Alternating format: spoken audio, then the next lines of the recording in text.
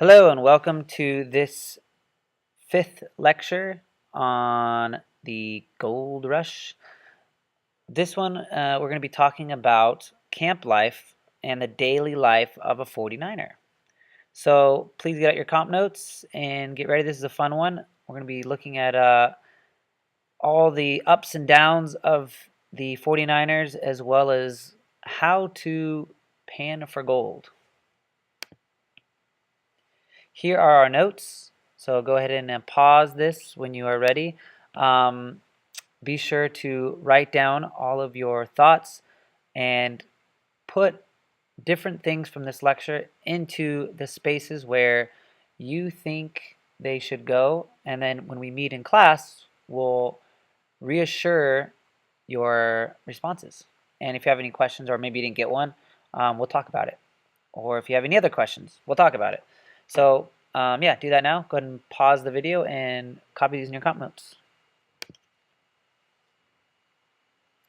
A typical miner. There's a kind of a funny drawing if you look to the left that was famous during this time of what a typical miner should wear or what they should have. Looking at the picture on the left, you see this guy's got a pot on his head for cooking. He's got a wash pan and he's got a shovel and he's got a teapot and he's kind of got some, kind of looks like a trench coat that's made out of gold, a pistol, and these really, really, really high boots. And that does look like a funny outfit, but all those items were actually items that people needed during the gold rush and could have possibly worn, though they didn't wear them in that fashion. The picture to the right is actual picture of North American or European or American miners, I'm guessing, and Chinese miners to the right. So the first thing you'll notice is they're all wearing long sleeve shirts. Now, usually when you go outside and it's a hot day, you wear short sleeve shirts.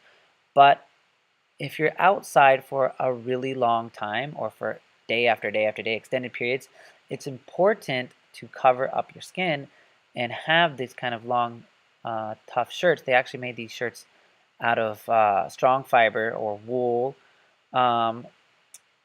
So that way they were durable and also to protect themselves from the sun.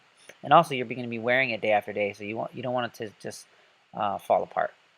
So that was the first thing you'll notice that all miners should wear. They should all cover up their arms and have a full covering, if not multi-layered, because it gets cold at night. The second thing that I pointed out is they all have hats on. Well, at least the Westerners do, and one of the Chinese miners does. Hats are important because you're out in the sun all day. The sun, shades your face, and you should definitely wear a hat. I doubt they were worrying about skin cancer like we do today, but again, it protects your head, it keeps you cool, and limits your risk to exposure. The third thing you'll notice is these kind of strong, sturdy pants. Now, these strong, sturdy pants were not jeans. One of the misconceptions of the gold rush is that everyone wore these Levi jeans, the same kind of jeans we wear today. But that actually wasn't true. Levi's, which we'll talk about later in future discussions, were not worn during the 1848 to 1855 period because they were not invented yet. So, but they still wore, long pants that were as sturdy as they could find because you needed them to be durable, and they were going to get dirty and they were going to get, worn out from bending and use and et cetera, et cetera, et cetera, living out in the woods for months at a time. The last thing that was important to have, just like this gentleman on the left, you need to have some nice boots, some rain boots, some river boots, some mud boots, whatever you want to call them, just something that's going to protect your feet, ankles, shins from getting wet as much as possible, as well as just falling apart. And anytime you can prevent the water getting on your legs and keeping your feet dry, it's a really good way of preventing yourself from getting sick, because if your feet are exposed, your feet get cold. Your body temperature goes down, and you can be more exposed to germs and get sick and die. So that's not good. So you need sturdy boots. Very, very important. And here on the right we have what the Chinese were wearing, and they wore kind of similar clothes. It was a different fashion. They were buttons kind of near the neck, um, but it was still, loose fitting, long clothes, protect yourself from the sun, comfortable but durable, and something you can work with. Now, you're in the camps, you made it, you took the voyage. What are you going to eat? You're here, you're excited, you got your pick and shovel, you head out to the hills, you're hungry. What do? Well, there's no 7-Eleven, there's no In-N-Out Burger, there's no mom to give you food, there were very few women, if any. You got to cook your own stuff, and you're going to cook it, on a campfire. There's no microwave or something, or cereal or store you can buy it at. So the food was pretty much basic. It was beans, old stale bread, and salted pork. Why salted? Because the salt cured the meat so it could last for a long time, and the bread would get stale because fresh bread, is scarce, and you're out there for a couple months. The bread gets really, really hard. But that's a good thing because it'll last long, but it tastes really bad. And beans are sturdy, and you could cook them, um, and they wouldn't go bad. But all these kinds of things, beans, bread, pork, they had other things. Some people had eggs and some had fresh fruit and vegetables, but again, those were scarcities, or they're extremely expensive because remember, all the people who came to San Francisco, these 50,000 or whatever, they all came to mine for gold, not make bread. So there weren't as much supplies as you would think, as you would like. It was scarce, and a lot of people would make like a day's amount of, in a day's amount of work, they would mine for all day, and they would get like, let's say like 5 ounces of gold. And they'd go to buy some food to eat because they spent all these calories working, and it would cost them, 8 ounces of gold. So whatever they made, they had to spend. So some were just trying to survive. They weren't even, profiting. The people who were profiting, though, were those people selling the goods to these miners. So that was good for them. As I said, it was very expensive. And again, you're eating beans and bread and salted pork, just like you were on the ship. And so because there wasn't very many vegetables or any oranges or something like that to get vitamin C, you were going to probably get scurvy. Because if your body doesn't get vitamin C, you get scurvy, and that's not good. So a lot of miners were actually dying from either starvation because they didn't have money, they didn't mine enough gold to buy food, or they were just eating poor, they were malnourished, and they were getting sick from it. So that's not good. Another very, I'm trying to think of a good word here, pleasant experience while being a miner was that you drink your water and you're like, oh, well, here's a river, and I'll just drink the fresh water from the river. Well, the problem is there's tons and thousands of people using this river, and they use the river and they can do certain things in the river that can make it actually kind of dirty. Plus the water itself had germs and stuff like that, so you'd actually get dysentery from the river water. Yeah, and if you want to know the symptoms for dysentery, just go ahead and Google those to figure out what happens. But basically, it's not good, and you can die. So, yeah, being at the camp wasn't like camping today, where you had s'mores and, roasted hot dogs, and, mom cut you some orange slices that she kept in a cooler. So you get off a boat, you're here, you're ready to go, and you're out camping. You need a place to stay. Accommodation means where you stay. But miners are mostly pretty nomadic. Nomadic means they kept going from place to place. So you kind of follow the crowd. You hear someone say, oh, there's a place in Bedbug. Bedbug's a place where you can go to find gold. So you go to Bedbug and you look and you're like, wow, there's 1,000 people here and there's no place to mine. So I'm not really making any money. Or maybe you're there and you're just not making any money. You're not finding enough gold. So you're like, someone comes, into town and says, hey, I just found 5 pounds of gold up in Hangtown. It's about 2 miles north upriver. So you're like, hey, this place is lame. Let's go up there to up to Hangtown, and so you just pack up your camp and you just take off because you were trying to find this gold. There was no map to tell you where it was. It was just kind of hit and miss. It was like a lottery, and you're just digging in the ground, kind of like Minecraft. Now, during the winter, you couldn't stay out in the Sierra Nevada mountains because it snowed and it was freezing, and then the water would sometimes the river would freeze over or something. So you had to go into San Francisco or some other kind of boom town, like some of the ones I mentioned before, Hangtown or whatever, or even Sacramento, Sutter's Fort. But really, people would go into San Francisco and they would just kind of hang out in one of those boat converted saloons, which were pretty expensive. So you weren't staying in your own room; you'd be staying in a room with 20 other people sleeping on the ground. But some of the more crafty miners would actually just chop down some trees because there's a lot of trees.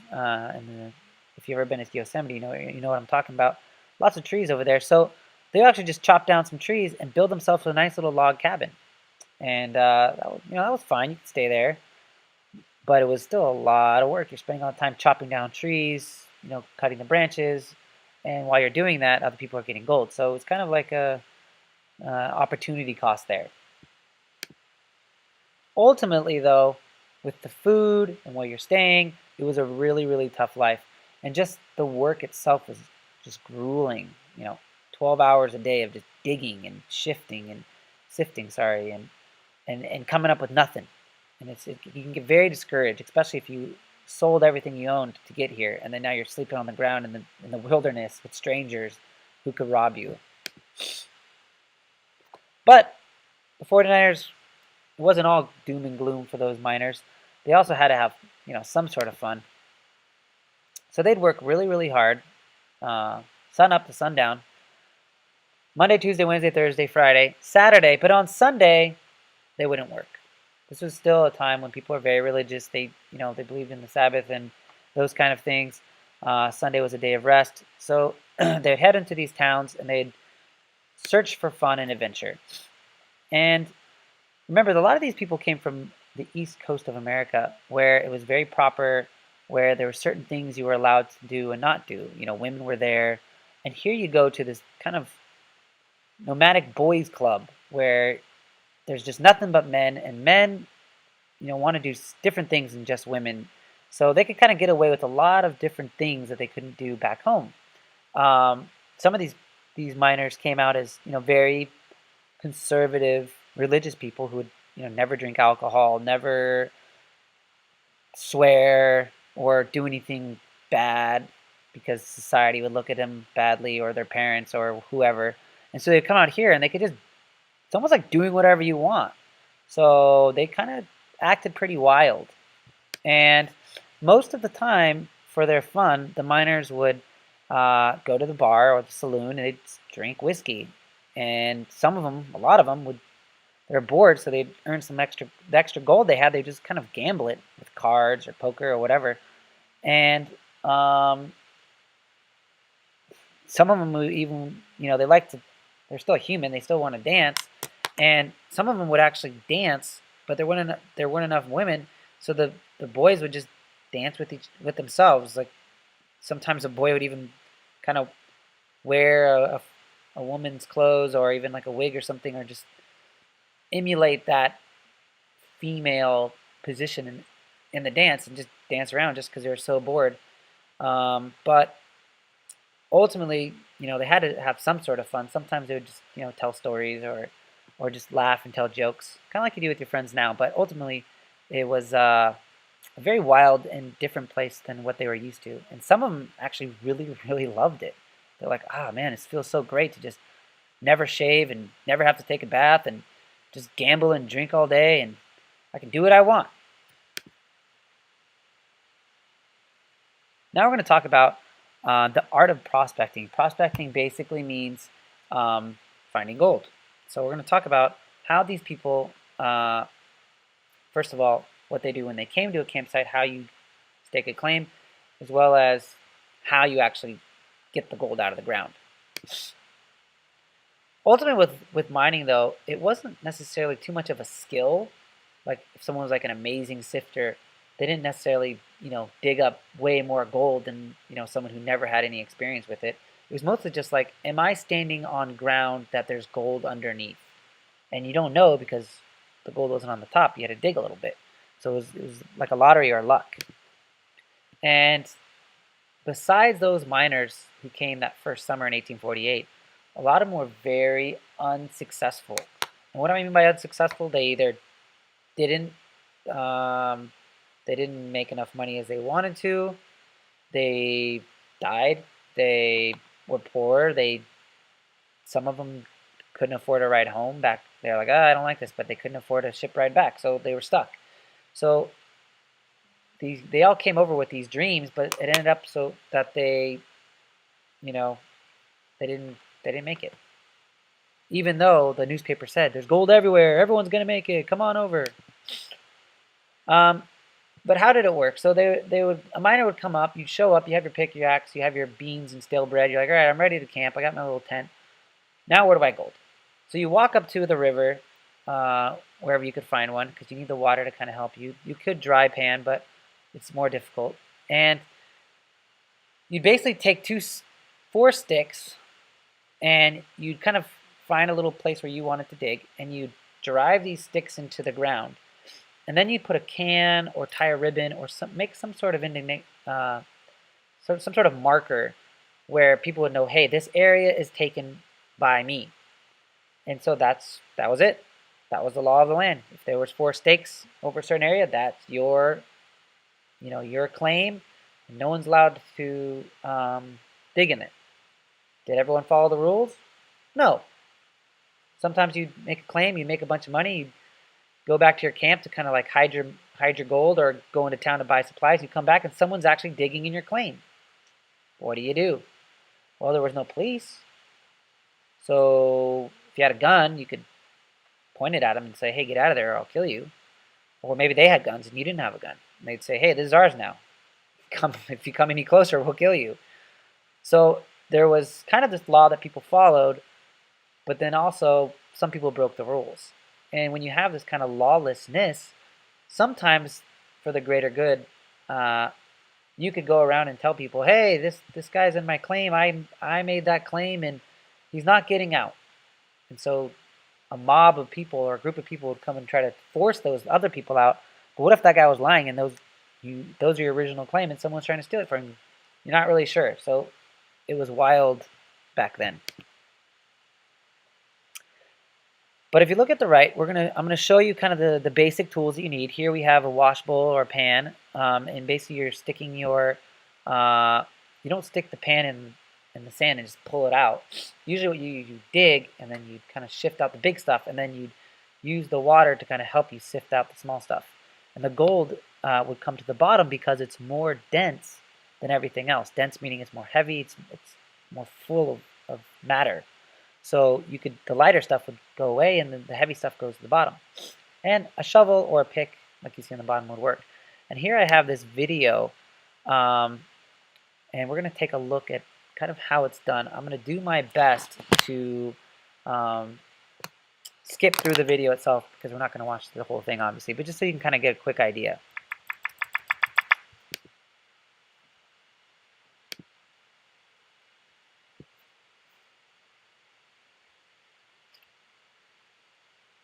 Okay, this does not seem to be working. That's not good. And we're deep in this video, so I'm just going to type in a random one here because my link didn't work and I don't want to start over. Panning for gold. I believe, let's go with this guy. Not sure if this is the exact one, but we'll kind of take a look. Use the commercial. Okay.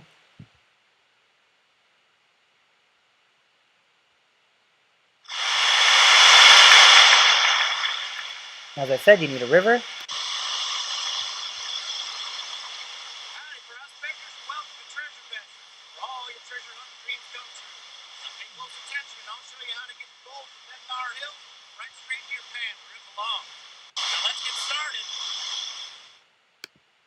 Okay, I skipped this part. He's talking about his Fill the pan cat. with water, and then shake it from side to side.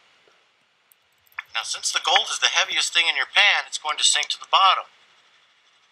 Notice I have the riffles in the front here. That's going to catch any of the gold as I tip the pan forward. So that brings us to step 2. We want to tip the pan forward and let the water and the light loose dirt run off into the bowl. Okay? Be very gentle with it. You don't want to go too fast. And when all your water is gone, now we go to step 3, which is wave. Just like the waves on a beach. You want to put it in the bowl and have the water come in and out, ever so gentle, washing the top layer of sand into the bowl. Now, as soon as this first section here is done, take a few seconds here. Okay, that's pretty good. Now we're going to shake again and bring the dirt back into the pan. And now notice... So either way, that's kind of the process of how it's done. And I think if we go a little further, we can kind of see he gets to the point where the gold is at the bottom. And leaves our gold for us. There's some nice nuggies in there. Yes, nice nuggies. Sorry about the link not working. Let me X out of this. Go back to our lecture here. All right. Now back to that camp culture I was talking about and the mob, the mob lynchings. So this mob rule mentality started because they needed to have some sort of order and there needed to be some sort of justice for what was happening. But the problem was people are crazy if there's no government there to tell them, hey, do this or do that. And yeah, they would attack each other. Ultimately, the Diggins were definitely a dangerous place. You have young men who were, you know, some of them were successful, but a lot of them were not. They were, you know, frustrated. They were cold. They were hungry. They were drunk. They were wild. They were disappointed, and they were bored. So if you add all those things up, it can lead to some disastrous type things. And, you know, sadly, there was a lot of bad things that happened. Some people were killed unjustly. Some people were discriminated against, and we'll talk about that in later lectures. But ultimately, you know, this was an adventure, and it was very wild. So if you came to find gold, you had to be prepared. Alrighty, that's our lecture. Hope you enjoyed it. Please finish up your comp notes, go back and rewind if you forgot something, and bring these to class, and we will do our best to answer all your inquiries and questions. I look forward to seeing you. Thanks again.